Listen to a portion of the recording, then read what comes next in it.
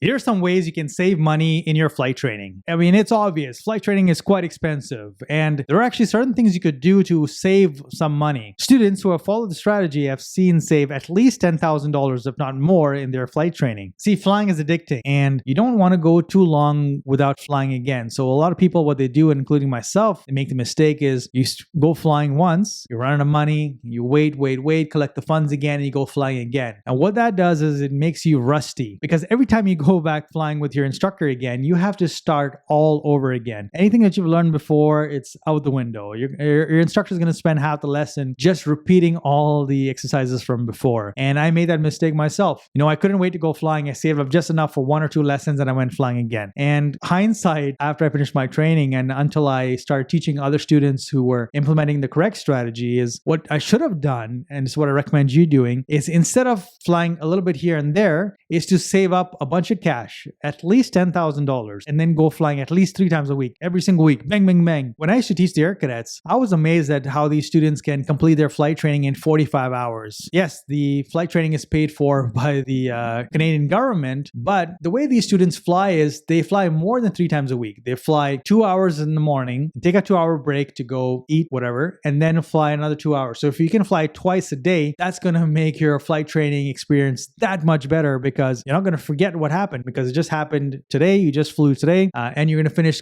really quickly. And you're going to finish your flight training in 45 hours instead of taking 75, 85, 95 hours to finish your private pilot license. You got to book more flights in as well, because it has to take into account for the weather. So I recommend booking at least 5 flights, but fly at least 3 times a week. And the second way I think you can save cash in your flight training is what's known as chair flying. Now, chair flying is a concept that is not sexy. It's not something that you would think that would improve your flight training, but I use it till this day. That's how effective it is. So when you sit on your chair and you close your eyes, you're going to think, in a steep turn, what do I have to do? Well, first I need to make sure I look left and right to make sure that, you're not going to turn into any object or any other airplane in the air. Then what I'm going to do is I'm going to then bank the aircraft into the turn. As I'm through 30 degrees, I'm going to start pitching back on the control column so I'm not descending. And now because my airspeed is going to bleed off, I'm going to add some power to maintain my airspeed. And as I'm in the steep turn, I'm going to keep scanning my instruments to make sure that, I'm not changing my bank angle, that it's exactly the 45 degrees. My airspeed is good, so I'm going to adjust my power, and I'm not climbing or descending. So constantly scan the instruments, keep going back to the attitude indicator, looking outside of my attitude references, right? And maintaining that. And then right before I roll out, I'm going to now straighten out the aircraft, lower the nose, and reduce the power at the same time. Because if I don't do that, the aircraft is going to keep climbing as I straighten out.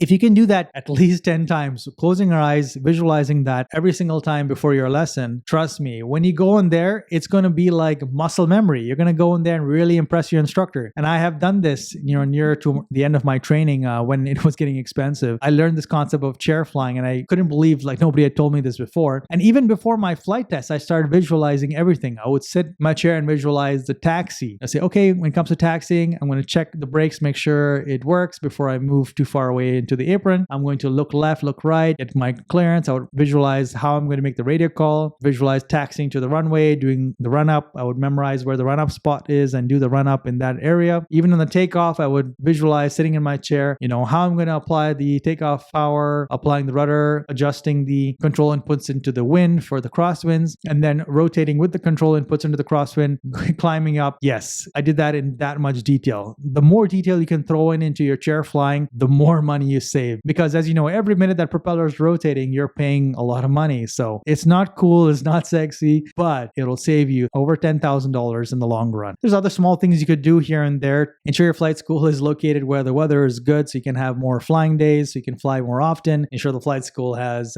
instructor availability and aircraft availability so you could get those more flights in. Those are all small things you could do, but if you can make sure that you fly more frequently by saving up first and then flying all at once and chair flying, if you do those 2 things, you could save a lot of cash. So I hope this video was helpful to you. I know it was helpful for me near halfway through my flight training when somebody told me about these things. And I've seen this in a lot of students when they were flight training. They knew this and, they were able to save that extra cash. And using that extra cash, you can then use it towards your instructor rating or your float rating if you decide to later on. So hope this video finds you well, and I will see you next time. Peace.